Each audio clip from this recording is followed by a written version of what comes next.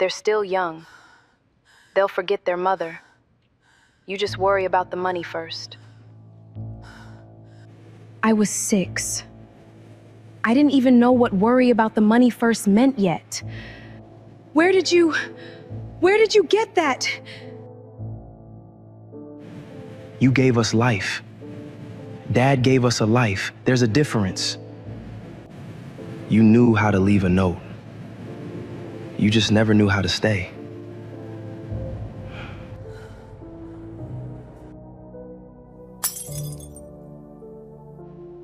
You met with Xavier Kane twice, in Gold Coast.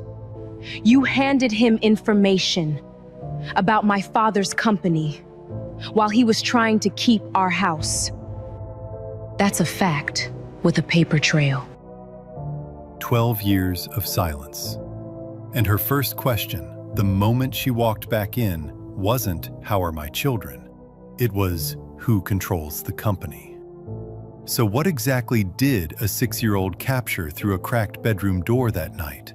And why did it take 12 years for that recording to finally be played? It all started on an ordinary Tuesday night in a quiet kitchen in Oak Park. My name is Cairo Helix. I was 30 years old. Back then, I believed one simple thing. If you showed up for your family every single day, eventually that love would come back to you. I was wrong about the timing. I just didn't know it yet. It was a Tuesday night in Oak Park, Illinois. The house was finally quiet. 4 high chairs sat around the dinner table, crumbs still stuck to the trays. Spaghetti night, the kind that ends with more sauce on the floor than in anybody's mouth. I'd bathed 4 6-year-olds, read the same dinosaur book 3 times because nobody could agree on a different one. Tucked Zion, Amir, Nia, and Zuri into the bunk beds I built myself out of pine board from the lumber yard on Roosevelt Road. I walked into the kitchen expecting to find my wife at the sink. Instead, I found a folded note propped against the napkin holder. Beside it, her wedding ring. Before we get into the story, if you've ever given everything to someone and still come up short in their eyes, stay with me. Because what happened next in that kitchen is the kind of thing you don't forget, even 12 years later. I didn't cry right away. I just stood there, holding that little slip of paper, listening to the refrigerator hum like nothing in the world had changed. The note was 4 sentences long. Sydney said she needed more than this life could give her. She said the kids would be better off without the tension. She said she was sorry. Not sorry enough to stay and say it to my face. I sat down at the table, and because I'm the kind of man who needs to understand things before he can feel them, I opened my banking app. Habit, mostly. The same way some men check the score of a game they already lost. That's when I saw it. 7 days earlier. A transfer of $2,800 moved out of our joint account and routed into one under Sydney's name. Labeled simply, consulting fee. 7 days, not 7 hours, not some sudden decision made in the heat of an argument we'd had that morning. She had been planning this. While I was warming bottles and signing permission slips, she had already been building her exit. I want you to understand something about that moment because it matters for everything that comes after. I didn't feel rage first. Rage came later, in pieces, on nights I couldn't sleep. What I felt first was quieter than that, colder. The particular grief of realizing the ground you thought was solid had been hollow for a while. And you were the only one who hadn't noticed. I walked down the hallway to check on the kids one more time before I let myself feel any of it. 4 small bodies, breathing slow and even, lined up in 2 bunk beds against the wall. Zion always slept with one arm thrown over the side, like even at 6 he was standing guard. Amir had kicked his blanket halfway across the room. Nia and Zuri shared the bottom bunk, hands almost touching even in sleep, the way they had since they were babies in the same hospital bassinet. I stood in that doorway a long time, long enough that the hallway light started to feel less like light and more like a held breath. That's when the tears came. Quiet ones.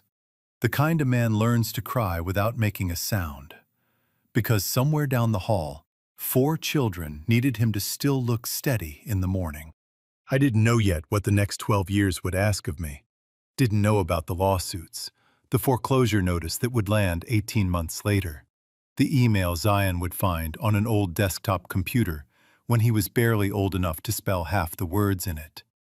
Didn't know the woman walking out that door had already sat down with a lawyer 5 months before she ever handed me a single piece of paper. All I knew, standing in that hallway with a banking app still glowing in my hand, was this. I had 4 children asleep in that room who hadn't asked for any of it. And come morning, whatever I was feeling would have to wait its turn, behind getting them dressed, fed, and out the door. Like the world hadn't just quietly ended in our kitchen. I turned off the hallway light. Went back to the kitchen table. Sat there until sunrise, staring at a wedding ring that no longer meant what I thought it meant. Wondering how long the woman who wore it had been planning to leave it behind. What I didn't know yet was that the very next morning, 2 more people would walk through that front door. Not to comfort me. To tell me I wasn't capable of raising my own children alone. Stay with me, because what Mrs. Bernice and Tiana said to Cairo the very next morning was only the beginning of just how deep this betrayal really went. He never asked about the car. That was the part that would surprise people most if they ever heard this story told out loud. Malik Rivers, standing in his own kitchen with a strange man's coffee cup still steaming on the island, said nothing. He didn't raise his voice. He didn't demand a name. He just waited, let his wife hang herself with her own explanation. She gave it to him before he even had to ask. "Whose car is that?" he said finally, voice even, almost pleasant. Amara came down the stairs in her robe, fabric swatches in hand, answering so fast it sounded rehearsed. "Xavier, he's a new client, the Mitchell Street renovation. I told you about him last month." Malik nodded slowly. "You never mentioned his name to me, not once." He let the thought sit quiet behind his eyes, said nothing else. Went upstairs, undressed, stepped into the shower and let the water run hot down his back while a memory surfaced. 3 weeks old. A small thing he'd brushed past at the time. "Do you have the company's major client list? I need it for a mood board reference." At the time, it sounded like nothing. A wife asking her husband a work question over dinner. Now it sat in his chest like a stone. He turned off the water, dressed, picked up his phone, and called the one man in Atlanta who never asked unnecessary questions. "Ken," he said, "I need you to follow Amara, starting today." If you've ever had to act calm while your whole world was quietly falling apart, you already understand what the next several days cost Malik. Stay with me, because the evidence that came back wasn't just proof of an affair. It was proof of something far worse. Saturday morning, Malik made breakfast exactly the way he always did. Eggs, turkey bacon, fresh squeezed juice. He set Amara's plate down in front of her the way he had 1,000 mornings before. She sat across from him in her silk robe, talking about a design conference coming up in Miami next month. The keynote speaker, the hotel block rates, which clients she'd bring along. He listened, asked the right questions, poured her juice when her glass got low.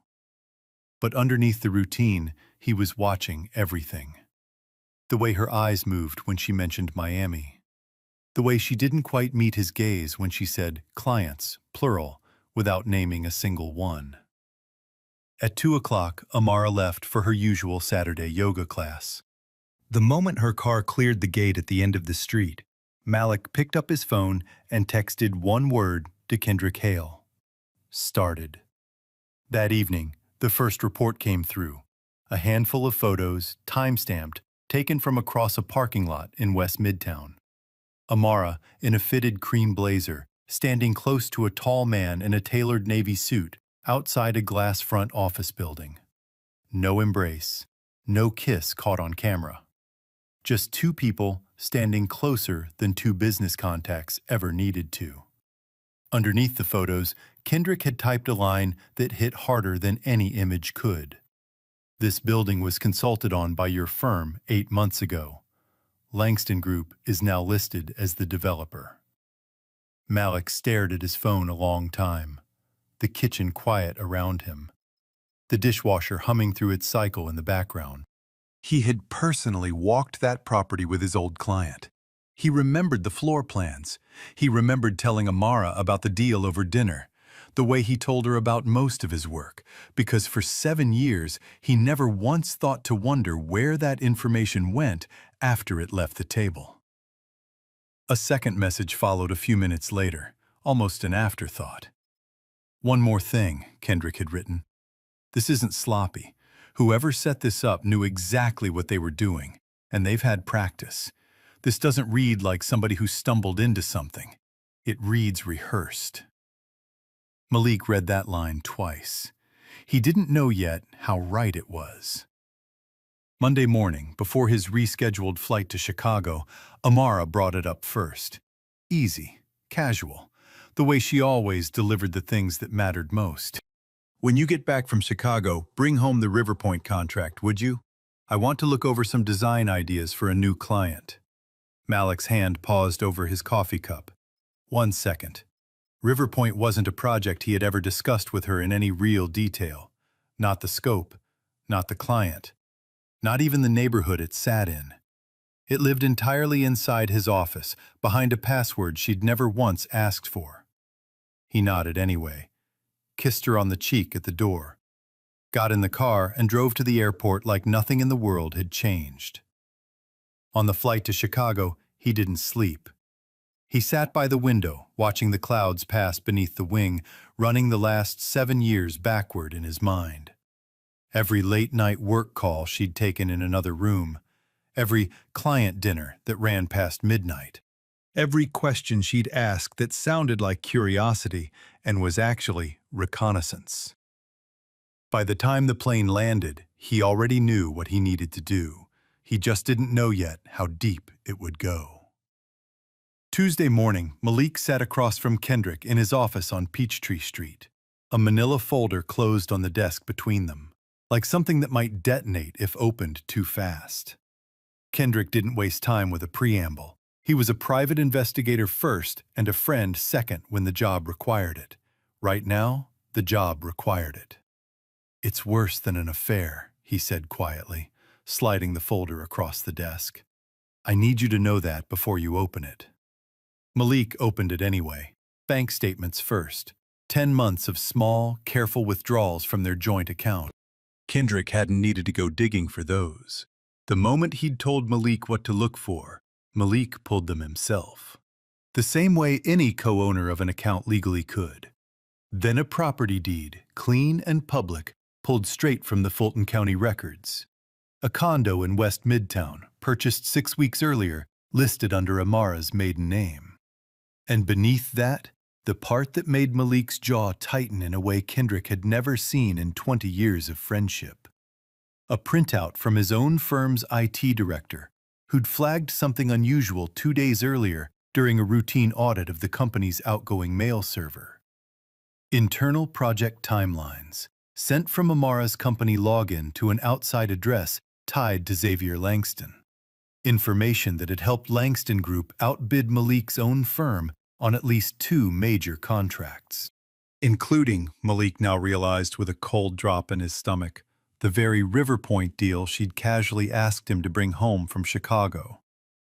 She hadn't just broken their marriage. She had used it as a pipeline. Kendrick watched his friend's face a long moment, waiting for the anger, the shouting, something. It never came. Malik closed the folder slowly, set both hands flat on the desk, exhaled once through his nose. "Are you okay?" Kendrick asked. Quiet. Malik stood, buttoned his suit jacket with steady hands. "I'm fine." He picked up the folder, tucked it under his arm. At the door, Kendrick said one more thing. Quiet. The kind of thing only a friend who'd watched this exact pattern play out before would know to say. Some people don't do this because they hate the person across from them, Malik. They do it because somewhere along the way, they got convinced you'd never actually leave. Malik paused, hand on the doorframe. He didn't answer, just nodded once. The words stayed with him longer than he expected. "Call Aisha Okoro for me," he said. "Today." Kendrick nodded and reached for his phone, already knowing, the way only an old friend could, that the quietest man in the room was about to become the most dangerous one in it. If you found Malik's folder, what would you do? Confront her that same night, or stay quiet and let the lawyer speak first like he did? Comment yes if you'd wait. Comment no if you'd confront her on the spot. The lawsuit dragged on for nearly 2 years after that night in my lawyer's office, eating every spare hour I had.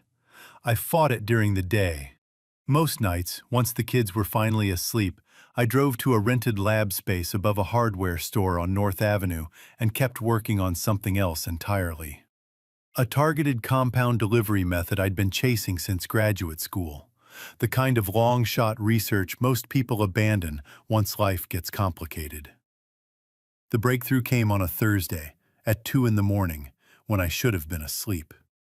The result worked. Not in theory, on the bench in front of me, repeatable 3 times in a row. 6 months later, I founded a company and put my own name on the door. Cairo Helix. 4 employees, a modest office in Hyde Park. Within a year, an investment group out of Boston, the same city I'd once turned down a job offer in, put real money behind the work. I want to tell you it was smooth after that. It was not.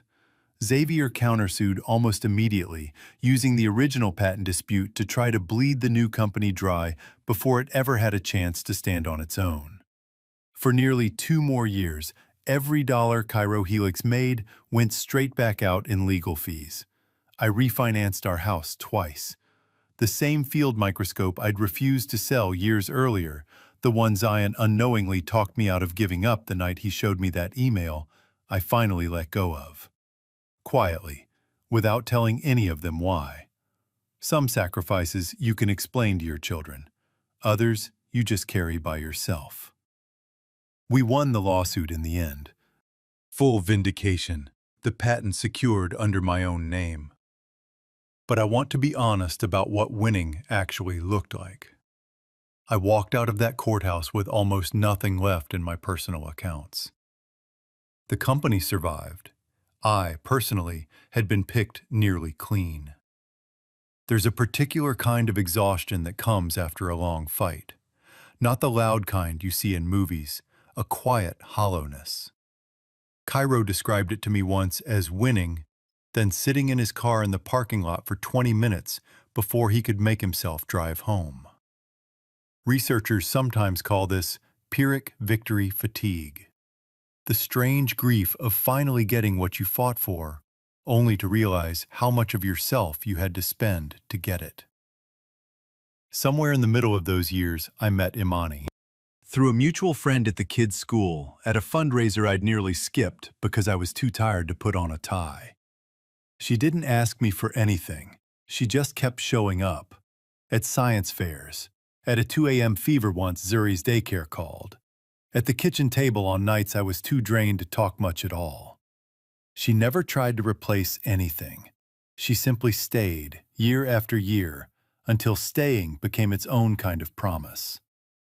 I filed for divorce myself, eventually, after nearly a year of waiting for an explanation that never came. It finalized quietly through the mail. Sydney never once contested it. The years after the lawsuit were quieter. Not easy, quieter. Cairo Helix grew slowly into something stable. The kids grew faster than I expected anything to. 12 years. That's how long it took from the night I found that note on the kitchen table to the night everything finally turned. Zion was 18 by then, interning at Cairo Helix 3 afternoons a week, already talking about graduate programs in biomedical engineering. Amir had started his second year at a community college in DuPage County, working part-time, keeping everyone laughing on the hardest days. Nia had a quiet sharpness now, the kind of attention to detail that made her notice things other people missed. Zuri said exactly what she meant every time without apology. They hadn't been spared the storm, I want to be clear about that. But they'd been raised by people determined to be their shelter inside it. And somewhere along the way, that shelter had made them stronger than I fully understood, until I saw them standing together as adults. Researchers who study children raised under long-term stress have a term for what often happens to kids like these four: earned security. A child doesn't need a perfect, conflict-free upbringing to grow into a stable adult. What they need is at least one consistent, dependable presence who keeps showing up even when everything else is shaking. In late spring, the city of Chicago held its annual gala honoring biomedical innovators at the Palmer House Hilton. Chandeliers, a ballroom that's hosted presidents, the kind of room that makes you feel small in the best possible way. Cairo Helix had been nominated for an Innovation Award for the very compound delivery work that had once nearly cost me everything to defend. I sat at a round table near the front with all four of my children beside me and Imani at my side. Each of the kids in formal clothes they'd picked out themselves, looking more like adults than I was prepared for. When they called my name, the applause didn't just happen. It built, starting near the stage and rolling backward through the room until the whole ballroom was standing. Zion rose first, then Amir, then Nia, then Zuri, all four of them walking up onto that stage with me, because none of this belonged to me alone. I stood at that podium and looked out over a room that had no idea what those 12 years had actually cost. I didn't tell them about the foreclosure notice, or the microscope I sold in silence, or the nights I sat in a parking lot too tired to drive home. I just said thank you. And I meant it down to the bone. Backstage, after the applause settled, one of my own employees, a young woman named Priya who managed investor relations, found me near the curtain. Her expression careful in a way that made my stomach tighten before she even spoke. "There's a woman out there," she said quietly, "older than the gala crowd, standing by herself. She's been asking which board members have decision-making authority. She asked specifically who holds voting shares in Cairo Helix." "Did she give a name?" I asked, though some part of me already knew the answer. "Sydney," Priya said. "She said her name was Sydney." For a moment, the noise of the ballroom seemed to fall away entirely. Sydney's very first question tells you almost everything about the 12 years that had passed for her, too. When a person spends a decade orienting their choices around personal gain instead of relationship, that orientation doesn't politely step aside once the room gets bigger. It returns to type, almost automatically. Her first instinct wasn't, "How are my children?" It was, "Who controls the money?" That isn't a coincidence. That's a pattern, finally caught in the act of repeating itself. 12 years of silence. 12 years of birthdays she hadn't called for. And the first thing she wanted to know wasn't how her children had grown up. It was, who controlled the money. I thought back to a kitchen table in Oak Park, 4 high chairs, a folded note beside a wedding ring. Some people don't really change.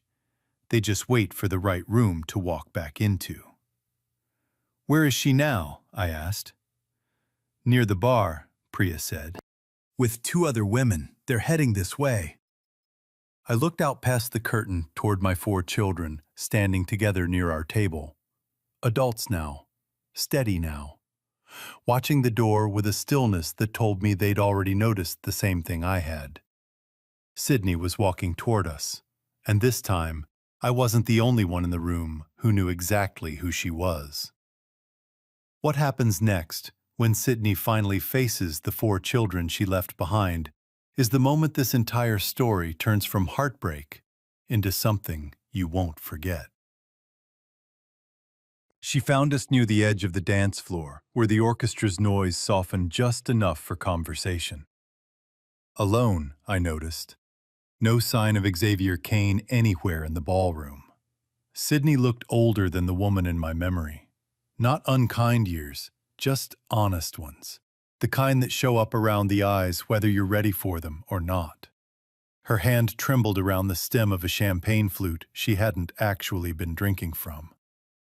"Cairo," she said, her voice cracking on the second syllable of my name. I wanted to see them. I wanted to see my children." Beside me, Imani reached over and took my hand without a word, steady the way she'd been for years now. "You gave us life," Zion said before I could answer, his voice calm in a way that made it land harder than shouting ever could.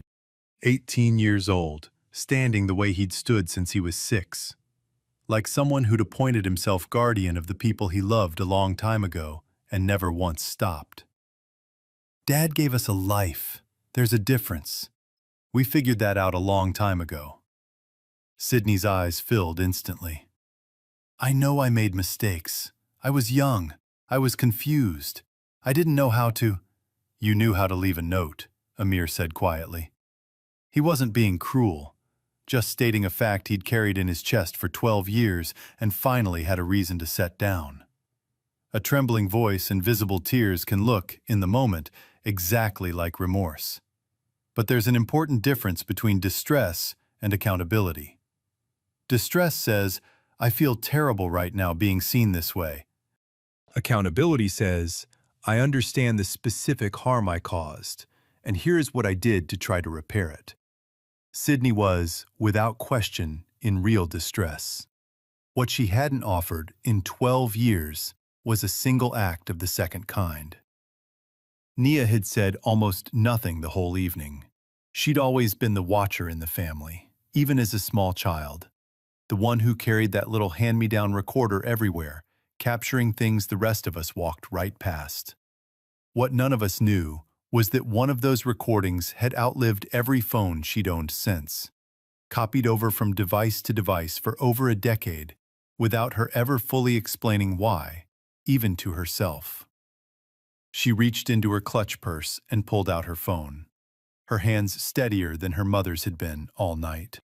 "I want you to hear something," she said. "I recorded this when I was 6, through the crack of my bedroom door. I didn't even understand it back then. I just knew it felt important to keep." She pressed play. The audio was tinny, clearly captured on an old device, but the words came through clear enough to silence every conversation within 10 feet of us. "They're still young," Sydney's voice said, 12 years younger, flat and certain. "They'll forget their mother. You just worry about the money first." The orchestra kept playing somewhere behind us. Nobody in our small circle moved. Sydney's face went the color of the tablecloths behind her. "Where did you—" she started, then stopped. Nothing left to argue with. The voice on that recording was unmistakably hers. None of us had to ask who she'd been talking to. Xavier Kane's name was the only one that had ever come with a list of our assets attached. "I was 6, Nia said. "I didn't even know what worry about the money first meant yet. I just knew you said it like we weren't the important part." A 6-year-old can't reason her way through betrayal. She doesn't have the words for it yet. But children carry something psychologists call implicit emotional memory. The body quietly registering that something is wrong, long before the conscious mind can explain why. That recording sat untouched for 12 years, waiting for the moment it would finally be allowed to speak. That's when I noticed 2 more familiar faces approaching from the direction of the bar. Mrs. Bernice, in a dress far too formal for a fundraiser she'd only gotten into as someone else's +1, with Tiana trailing a step behind her. The same way she'd trailed Sydney into my kitchen 12 years before. We just wanted to make peace, Mrs. Bernice said, reaching for Zuri's arm. Family shouldn't carry grudges this long. Zuri stepped back before the hand could land. You met with Xavier Kane twice, in Gold Coast, she said, loud enough that nearby tables turned. You handed him information about my father's company, while he was trying to keep our house. That's not a grudge, Mrs. Bernice. That's a fact with a paper trail. Mrs. Bernice's mouth opened, then closed. Nothing in her face that looked like denial, only the blankness of someone who never expected to be caught with receipts. Tiana said nothing at all. She just looked down at the marble floor, the same way she'd looked at her phone 12 years earlier, unwilling to meet anyone's eyes. Notice the word doing the heavy lifting in Mrs. Bernice's sentence. Peace. Real peace usually requires an honest accounting first. What she was offering instead was an exit from accountability, dressed up in Peace's clothing, arriving only now that the consequences had already caught up with her. Sydney's composure finally broke. Not loudly. She didn't sob or make a scene. She just folded inward, smaller, the champagne flute slipping from her fingers and shattering quietly against the marble. I didn't know it would go this far, she whispered, to no one in particular. I didn't know it would still matter this much, this many years later. For 12 years, she had likely told herself some version of a story that let her live with her own choices. They were too young to remember. It didn't really hurt them. I'll make it right eventually. Hearing her own voice played back to her, in front of the children she'd convinced herself had forgotten, didn't just embarrass her. It removed the last comfortable version of events she had left to stand on. That's the part I think you never understood, I said, speaking for the first time since she'd approached. My voice wasn't raised. It didn't need to be. It was never about how much it mattered to me. It mattered to them. Every single day, whether you were thinking about it or not. I looked at my 4 children, standing shoulder to shoulder the way they had since they shared one hospital bassinet. Then at Imani, who had quietly held this family together with patience nobody had ever asked her to give.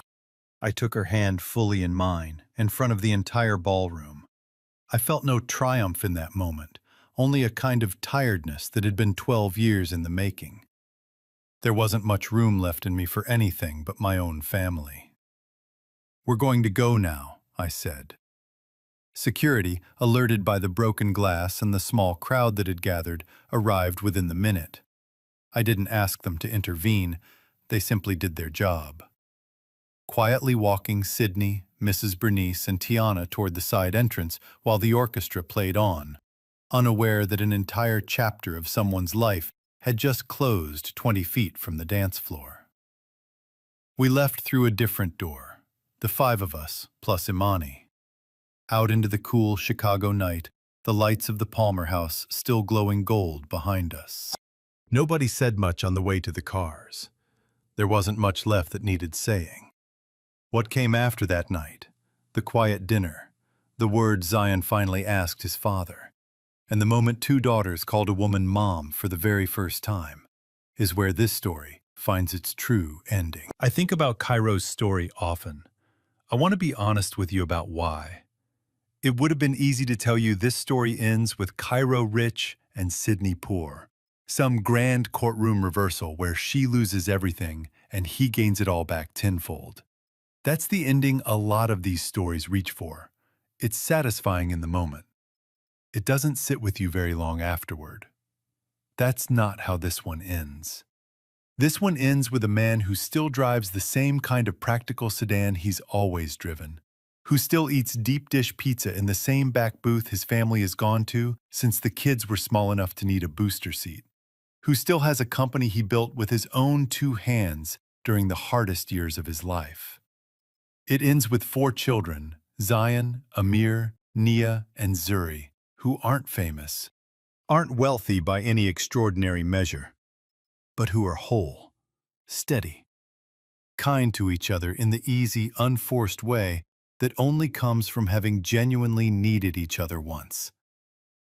And it ends with Imani, a woman who chose, over and over again for 6 quiet years, to show up for a family that wasn't biologically hers. Until the day 2 daughters who weren't biologically hers either looked at her and called her exactly what she'd already become. That, to me, is the real ending. Not a courtroom, a pizza booth. Cairo told me something once I haven't been able to stop thinking about. He said, when you're betrayed, you really only have 2 choices. You can become the victim of what happened to you, or you can become the builder of what happens next. I chose to build, not for revenge, because 4 children were watching me every single day to see what kind of man their father was actually going to be. He didn't build Cairo Helix to prove Sydney wrong. He built it because his children deserved a father who refused to quit, even when quitting would have been so much easier. Even when nobody but 4 small kids in bunk beds would have ever known the difference. I think about the blood versus family question this story keeps circling back to, because I suspect a lot of you listening have wondered about it yourselves in quieter ways over the years. You cannot choose the person who gave birth to you. Sydney gave Zion, Amir, Nia, and Zuri life. Nobody in this story has ever denied her that. But giving life and building a life are 2 entirely different acts of love. And only one of them requires showing up, day after ordinary day, with no guarantee of applause. Imani chose those children. She chose them on nights when there was nothing in it for her but exhaustion and a sink full of dishes.